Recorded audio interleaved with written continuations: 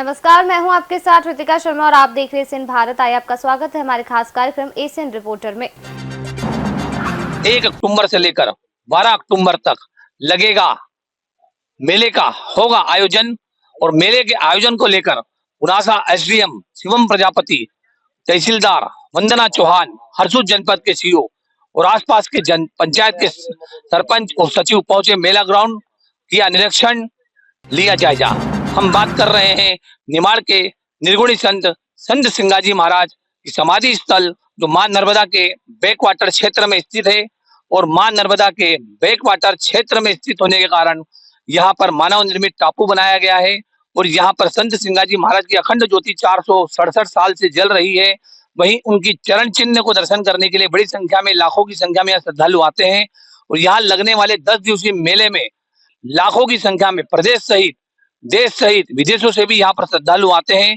और उन्हीं की सुरक्षा, उन्हीं की देखभाल, आने वाले दुकानदारों की व्यवस्था के लिए पुनासा खंडवा कलेक्टर, जिला प्रशासन के निर्देश पर पुनासा एसडीएम शिवम प्रजापति, वंदना चौहान, तहसीलदार बूंदी, जिला खंडवा जनपद के सीईओ जितेंद्र सिंह ठाकुर के साथ पूरी टीम, राजस्व विभाग, पंचायत विभाग, स्वास्थ्य विभाग की टीम संत सिंगाजी समाधि स्थल पहुंची। यहाँ पर एसडीएम शिवम प्रजापति के द्वारा बैठक लेकर आवश्यक दिशा निर्देश दिए गए। वहीं बैक वाटर क्षेत्र होने के कारण यहाँ पर जो है बड़ी संख्या में अनहोनी होने का खतरा लगा रहता है, जिसके चलते जो है पुलिस के लिए होमगार्ड का बल, इसके साथ ही अस्थायी शौचालय, वहीं दूध तलई जो क्षेत्र होता है जहाँ पर महिलाएं स्नान करती हैं, वहीं पर अस्थायी घाट और चेंजिंग रूम बनाने की बात भी कही गई है।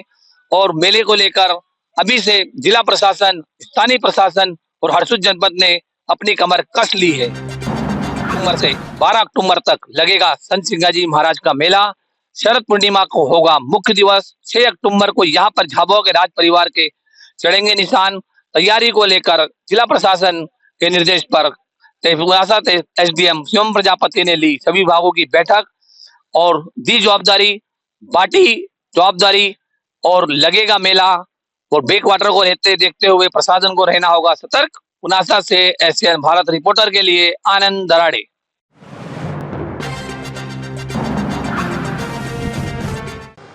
नमस्कार साथियों, छतरपुर जिले के नौगांव स्थित कॉक्स डेस्टिलरी फैक्ट्री के द्वारा जो केमिकल निकल रहा है, उससे नौगांव के क्षेत्रवासी बहुत परेशान है।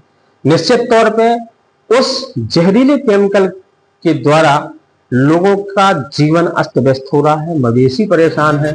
लोगों का कहना तो ये भी है कि जो ये कॉक्स डेस्टिलरी से ये केमिकल युक्त पानी निकलता है, उससे खेतों की फसलें बर्बाद होती हैं। जो वो नदी में मिलता है, उससे लोगों के जीवन में निश्चित तौर पर बुरा असर पड़ता है, जिसको लेकर चाहे कांग्रेस पार्टी हो या भाजपा पार्टी हो, दोनों पार्टी के पदाधिकारियों के द्वारा लगातार इस कॉक्स डेस्टिलरी को बंद करने की आवाज उठाई जा रही है। एसडीएम को कई बार ज्ञापन दिया गया है। ज्ञापन देने के बाद जो एसडीएम है, उनके द्वारा भी कॉक्स डेस्टिलरी जो वाइन फैक्ट्री है, उसका निरीक्षण किया गया। निरीक्षण करने के बाद काफी कमियां भी पाई गई, कार्रवाई की उनके द्वारा बात भी कही गई। लेकिन सबसे बड़ा सवाल यह है कि लगातार जो वहां के लोग हैं, इस फैक्ट्री को बंद करने की बात करने के बावजूद आखिर प्रशासन के द्वारा आज तक कोई ठोस कदम क्यों नहीं उठाया गया, ये अपने आप में एक बड़ा सवाल है। छतरपुर से एशियन भारत, विकास दीक्षित।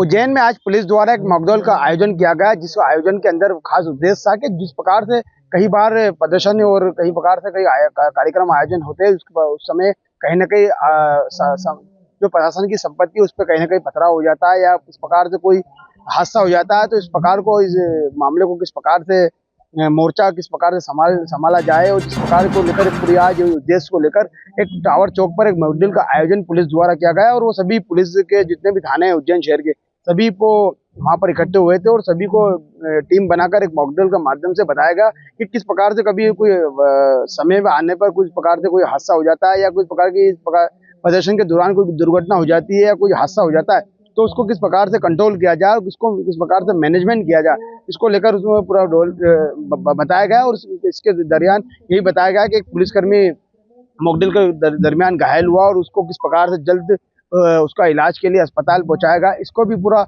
एक मॉकड्रिल के माध्यम से बताया गया। आज पुलिस बड़ी संख्या में जितने भी थाना बल है, पदाधिकारी, थाना के पदाधिकारी है और जितने भी जो थाना प्रभारी वो सभी वहाँ पर टावर चौक पर इकट्ठे हुए थे और जो पुलिस के वरिष्ठ अधिकारी वो भी वहाँ पर उपस्थित हुए थे।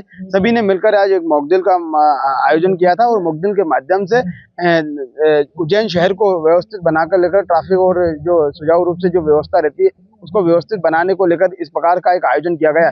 यह मॉकड्रिल इसलिए किया गया क्योंकि कई बार आप देखते हैं कि प्रदर्शन के दौरान कई बार जो प्रदर्शन करने वाले होते हैं वो कहीं ना कहीं समाज के शासन की संपत्ति पर कहीं ना कहीं नुकसान पहुंचाते हैं, कई बार पथराव हो जाते हैं या कई बार पुलिस प्रशासन भी पथराव हो जाते हैं। तो उस समय किस प्रकार से मॉकड्रिल के माध्यम से समझाया गया सभी पुलिस कर्मियों को कि किस प्रकार से इस समय को जो ऐसा हादसा होता है या ऐसा हादसा देखने को मिलता है आपको, तो किस प्रकार से आपको इसको संभालना चाहिए मोर्चे को और किस प्रकार से सभी को इतर बितर करना चाहिए और किस प्रकार से सचेत रूप से सभी को अपने जो इसको प्रशासन इसको खत्म करवाना चाहिए।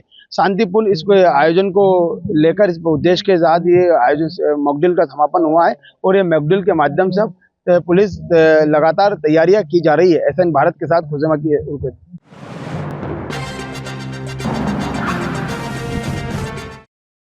ऊपरी क्षेत्र में हो रही लगातार वर्षा के बाद नर्मदा नदी में फिर एक बार बाढ़ तेजी से बढ़ने लगी है। ओंकारेश्वर नर्मदा परियोजना इंदिरा सागर के गेट लगातार खोले जा रहे हैं। ओंकारेश्वर बांध परियोजना के 23 गेट से अभी वर्तमान 16 गेटों से 7000 से अधिक क्यूसेक पानी चल रहा है। खंडवा एवं खरगोन प्रशासन द्वारा निचली बस्ती को हाई अलर्ट कर दिया गया है। घाटों पर स्नान जहां प्रतिबंध कर दिया है तो वहीं लोगों को चेतावनियां उद्घोषणा केंद्र के माध्यम से लगातार दी जा रही है। अगर इसी तरह ऊपरी क्षेत्र में पानी बरसता रहा तो नर्मदा का जल स्तर और तेजी से बढ़ेगा। वर्तमान ओंकारेश्वर के सभी घाट जलमग्न हो चुके हैं। श्रद्धालुओं का ओंकारेश्वर में लगातार आगमन हो रहा है। 8 टरबाइनों के माध्यम से बिजली का उत्पादन किया जा रहा है। ओंकारेश्वर बांध की अगर हम बात करें तो 520 मेगावाट बिजली का उत्पादन तेजी से चल रहा है। तो इंदिरा सागर बांध से 1000 क्यूसेक बिजली का उत्पादन किया जा रहा है।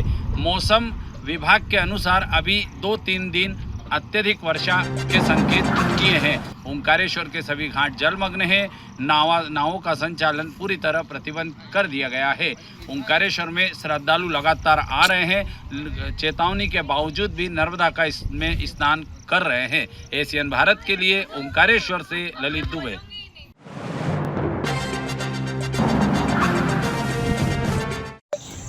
सागर में करनी सेना के राष्ट्रीय अध्यक्ष जीवन सिंह शेरपुर का भव्य स्वागत किया गया। युवाओं ने भारी संख्या में एकत्रित होकर वाहन रैली निकाली और विजय टाकीज स्थित महाराजा छत्रसाल की मूर्ति पर माल्यार्पण कर कार्यक्रम की शुरुआत की। फिर वहां से वाहन रैली की शुरुआत करते हुए शहर के मुख्य चौराहों से वाहन रैली निकली और राजगढ़ बस स्टैंड स्थित एक निजी गार्डन में यह कार्यक्रम संपन्न हुआ। करनी सेना परिवार के राष्ट्रीय अध्यक्ष जीवन सिंह शेरपुर का सागर में ऐतिहासिक स्वागत किया गया। सुबह 11 बजे ग्राम भापैल से शेरपुर का सैकड़ों वाहनों का काफिला रैली के रूप में भापैल रतौना फिर मोतीनगर चौराहे पहुंचा, जहां उनका भव्य स्वागत कार्यक्रम रखा गया। उसके बाद रैली विजय टाकीज पर पहुंची, जहां महाराज छत्रसाल की प्रतिमा पर जीवन सिंह शेरपुर ने माल्यार्पण किया। रैली कटरा होते हुए तीनवत्ती और गौर मूर्ति पर पुष्पा वर्षा करते हुए सभा स्थल के लिए निकली। शहर के करनी सेना सागर द्वारा आयोजन कार्यक्रम में सैकड़ों गाड़ियों का काफिला शहर में घूमा और राहतकर रेलवे फाटक के पास लक्ष्मी नारायण वाटिका पहुंची। रैली में बड़ी संख्या में युवा और वरिष्ठजन शामिल थे। करनी सेना के राष्ट्रीय अध्यक्ष जीवन सिंह शेरपुर जैसे ही सभा स्थल पहुंचे, जय जयकार के नारे गूंजने लगे। जीवन सिंह शेरपुर ने कार्यक्रम स्थल पर मौजूद युवाओं से विनम्र अपील करते हुए उन्होंने कहा कि आप लोग निरंतर बढ़ें और किसी भी ऐसी बातों में ना आए कि आप अपने जीवन को खराब करें। वहीं इस कार्यक्रम के दौरान बुजुर्गों एवं प्रतिभावान छात्र छात्राओं का सम्मान किया गया। इस कार्यक्रम में मुख्य रूप से युवा और प्रदेश के युवा शामिल हुए। सागर से एशियन भारत की रिपोर्ट।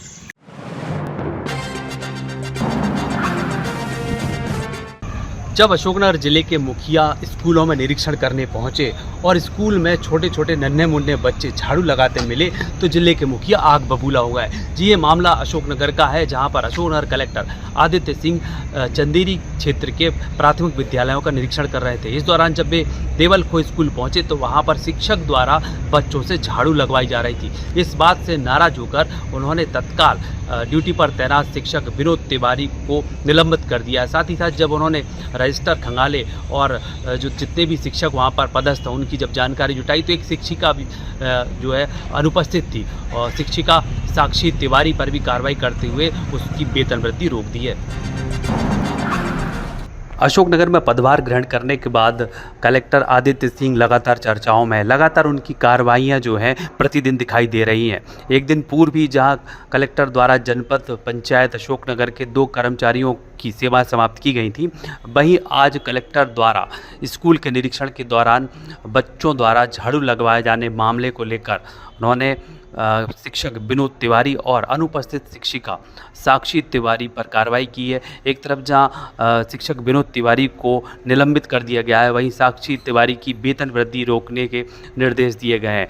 कलेक्टर द्वारा चंदेरी के प्राथमिक विद्यालय देवलखो का निरीक्षण किया गया था, जहां पर बच्चों द्वारा झाड़ू लगवाई जा रही थी, जिसे देखकर कलेक्टर आग बबूला हो गए और तुरंत मामले में कार्रवाई की है। दरअसल यह एकमात्र मामला नहीं है, लगातार स्कूलों से इस तरह के वीडियो सामने आते रहते हैं जहां पर बच्चों द्वारा स्कूलों में कहीं झाड़ू तो कहीं टाटपट्टी बिछवाई जाती। इसके अलावा हम अशोकनगर कलेक्टर की बात करें तो अशोकनगर कलेक्टर भी लगातार कार्रवाइयों को अंजाम दे रहे हैं। एक दिन पूर्व की बात करें तो एक दिन पूर्व भी उन्होंने जनपद पंचायत के 2 कर्मचारियों की जो है सेवा समाप्ति के आदेश भी जारी किए थे और इसके बाद आज जब वो चंदेरी क्षेत्र में गए तो एक स्कूल के निरीक्षण के लिए जब वे पहुंचे तो वहां पर शिक्षक द्वारा छात्र छात्राओं से झाड़ू लगवाई जा रही थी, जिसके चलते कलेक्टर ने पूरे मामले में संज्ञान लिया और एक तरफ जहां शिक्षक को निलंबित कर दिया गया, वहीं अनुपस्थित शिक्षिका की वेतन वृद्धि रोकने की जो फरमान था कलेक्टर द्वारा जारी कर दिया गया। अशोकनगर से आशीष मालवीय, ACN रिपोर्टर।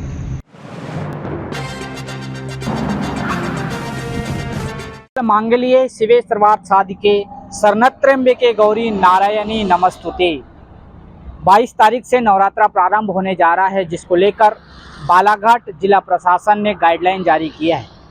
समस्त दुर्गा पंडालों में कैमरा लगना अनिवार्य, साथ ही डीजे की जो वॉल्यूम है उसे एक सीमित मात्रा पर रखने की बात कही गई है।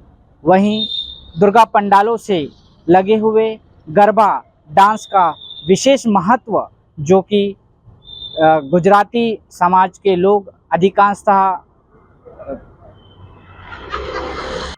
गरबा को लेकर विशेष आयोजन किया जाता है, जिसको लेकर भी जिला प्रशासन ने गाइडलाइन जारी किया है।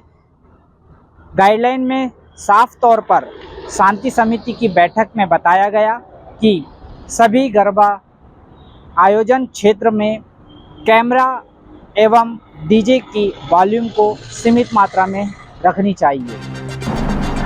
दरअसल 22 सितंबर से माता रानी का विशेष कार्यक्रम नवरात्रा पर्व प्रारंभ होना है, जिसकी तैयारियां जोरों से चल रही है।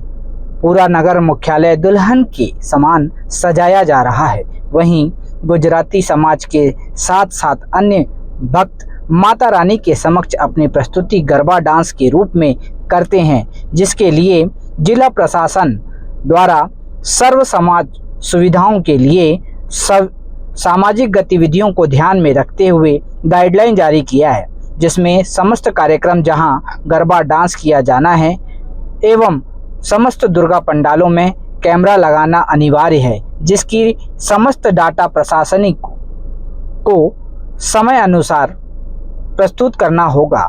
साथ ही मीडिया एवं सोशल मीडिया के समस्त कार्यक्रम की पैनी नज़र उन पर रहेगी, जिसकी संपूर्ण निगरानी जिला पुलिस प्रशासन के गाइडलाइन अनुसार होगी। Virendra Shrivas, Asian Bharat news channel के लिए।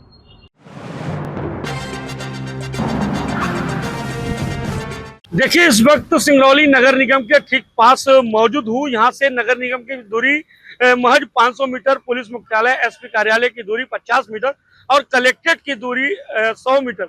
ऐसे में हल्की सी बारिश, आधे घंटे की बारिश ने सड़कों पर पूरी तरीके से जल भराव की स्थिति उत्पन्न कर दी गई है। आवागमन कर रहे हर एक लोग जान जोखिम में डालकर ऐसी सड़कों पर जो है आवागमन कर रहे हैं। बावजूद इसके नगर निगम का अमला जो है अब तक ऐसी समस्याओं का जो है समाधान नहीं कर रहा है। कारण यही है कि सड़कों पर जो है जान जोखिम में डालकर लोग आवागमन कर रहे हैं। हम बात करें जल निकासी व्यवस्था की तो इस पर भी अब सवाल उठने लगे हैं। अधिकारी कर्मचारियों पर सवाल उठ रहे हैं, यहाँ की स्वच्छता व्यवस्था पर भी सवाल उठ रहे हैं कि नगर निगम का अमला आखिर करता क्या है। जब 100 मीटर के नजदीकी जब यह हालात है, इस प्रकार की स्थिति जो है सड़कों पर निर्मित हो रही है, तो अन्य यहाँ के दूर दराज क्षेत्रों में जो है किस प्रकार की स्थिति देखने को मिलती होगी। फिलहाल एशियन भारत सिंगरौली से अजय शर्मा।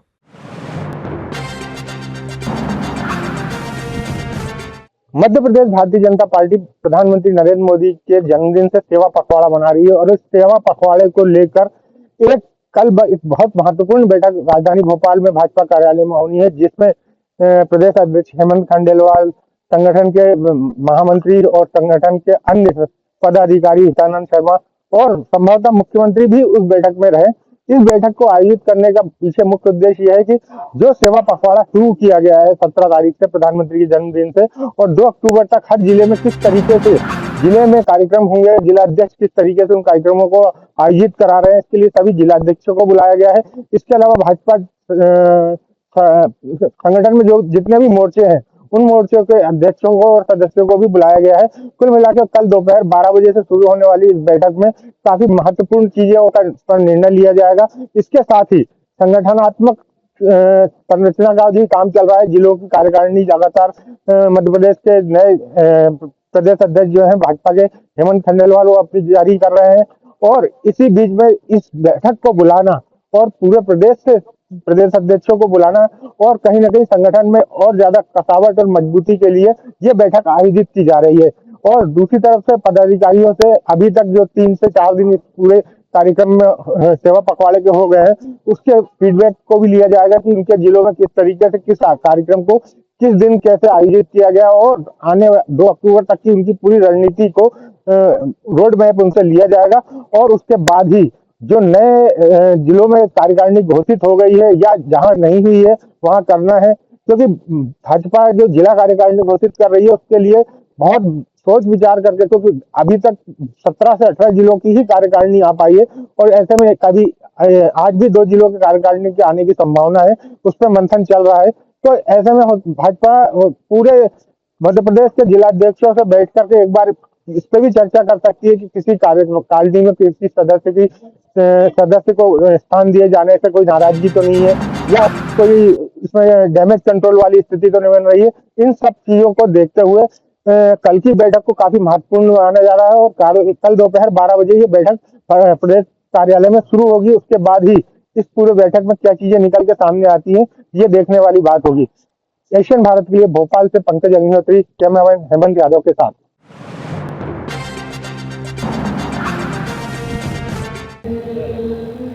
प्रधानमंत्री नरेंद्र मोदी के जन्मदिन यानी 17 सितंबर से गांधी जयंती 2 अक्टूबर तक पूरे देश भर में सेवा पखवाड़ा मनाया जा रहा है। इसी कार्यक्रम के अंतर्गत नेहरू पार्क में आयोजित हुए कार्यक्रम में ओपन एयर कैनवास का आयोजन किया गया। इस कार्यक्रम के माध्यम से बड़ी संख्या में युवाओं ने कैनवास पर इंदौर शहर की स्वच्छता से रिलेटेड स्लोगन और तस्वीरों को कैनवास पर उकेरने का काम किया। सेवा पखवाड़ा अभियान के अंतर्गत आज नगर निगम द्वारा ओपन एयर कैनवास का आयोजन किया गया। इस आयोजन में बड़ी संख्या में युवाओं और समाज सेवी संस्थाओं ने हिस्सा लिया और स्वच्छता पर आधारित रचनात्मक चित्रों को कैनवास पर उकेरने का काम किया। इस मौके पर निगम आयुक्त ने सभी को स्वच्छता की शपथ भी दिलाई। दरअसल सेवा पखवाड़े की शुरुआत 17 सितंबर से हुई थी और यह अभियान 2 अक्टूबर तक चलेगा। इस अभियान की शुरुआत प्रधानमंत्री नरेंद्र मोदी ने मध्य प्रदेश के धार से की थी। वहीं इंदौर में भी इस पखवाड़े के तहत अनेक कार्य किए जा रहे हैं। आज हुए कार्यक्रम में स्थानीय कॉलेज, संस्थानों और समाज सेवियों ने बढ़ चढ़कर हिस्सा लिया। निगम आयुक्त ने कहा कि इंदौर जो स्वच्छता में देश भर में अग्रणी रहा है, एक बार फिर इस अभियान में पूरी ऊर्जा के साथ भाग ले रहा है। एनजीओ, स्कूल, कॉलेज और आम नागरिक सभी मिलकर शहर को स्वच्छ और सुंदर बनाने की दिशा में कार्यरत है। इसी कड़ी में आज निगम द्वारा स्वच्छता को लेकर एक विशेष पेंटिंग प्रतियोगिता आयोजित की गई, जिसमें युवाओं ने स्वच्छता पर आधारित रचनात्मक चित्रों के माध्यम से जागरूकता फैलाई। इस पखवाड़े के तहत कई अन्य गतिविधियां भी आयोजित की जा रही है। यह अभियान 2 अक्टूबर तक जारी रहेगा। उन्होंने सभी से आह्वान किया कि इस स्वच्छता पखवाड़े में बढ़ चढ़कर हिस्सा लें और हम सब मिलकर इस अभियान को एक नई ऊंचाई पर पहुंचाएं। इंदौर नगर निगम द्वारा आयोजित ओपन एयर कैनवास के कार्यक्रम में नगर निगम आयुक्त दिलीप कुमार यादव ने सभी लोगों को स्वच्छता की शपथ भी दिलाई। साथ ही सभी लोगों से इंदौर को इसी तरह स्वच्छ बनाए रखने की भी अपील की। कैमरा पर्सन नीरज जावलिया के साथ मैं अशरफ मंसूरी, ACN भारत न्यूज़, इंदौर।